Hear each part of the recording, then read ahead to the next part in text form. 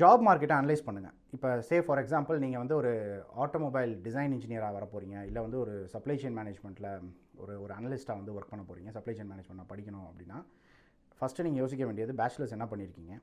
அடுத்து நீங்கள் யோசிக்க வேண்டியது நமக்கு எவ்வளோ வருஷம் எக்ஸ்பீரியன்ஸ் இருக்குது, சப்ளை செயினில் எவ்வளோ வருஷம் எக்ஸ்பீரியன்ஸ் இருக்குது, அது ரிலேட்டடான சாஃப்ட்வேர்ஸோ அது ரிலேட்டடான சிஸ்டம்ஸோ என்ன நம்ம ஒர்க் பண்ணியிருந்துருக்கிறோம், அதில் நமக்கு என்ன நாலேஜ் இருக்குது. ஃபார் எக்ஸாம்பிள் இப்போ எஸ்ஏபி பண்ணியிருக்கிறீங்க அப்படின்னா என்ன மாடியூல்ஸில் ஒர்க் பண்ணியிருக்கிறீங்க, எத்தனை வருஷம் அதில் ஒர்க் பண்ணியிருக்கிறீங்க, எதுக்காக மாஸ்டர்ஸ் பண்ண போகிறீங்க, மாஸ்டர்ஸ் பண்ணிவிட்டு என்ன பொசிஷனுக்கு அப்ளை பண்ண போகிறீங்க, அப்ளை பண்ண போகிற பொசிஷன் இந்த நாட்டில் என்னென்ன ரெக்குயர்மெண்ட்ஸ்லாம் கேட்குறாங்க, என்னென்னலாம் தெரிஞ்சிருக்கணும்னு சொல்கிறாங்க, இதுதான் ஜாப் மார்க்கெட் அனாலிசிஸ்.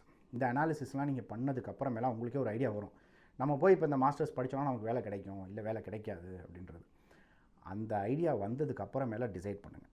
அந்த ஐடியா வந்ததுக்கு அப்புறமேல என்கிட்டையும் நீங்கள் பேசுகிறதுக்கு வாங்க. அதுக்கு முன்னாடி வந்தீங்க அப்படின்னா நான் முக்கால்வாசி பேர் ரிஜெக்ட் தான் பண்ணியிருக்கேன். உங்கள் பேரண்ட்ஸையும் கூப்பிட்டு நான் சொல்லியிருக்கிறேன். பார்த்துட்டு இருந்தீங்க அப்படின்னா உங்களுக்கு தெரியும்.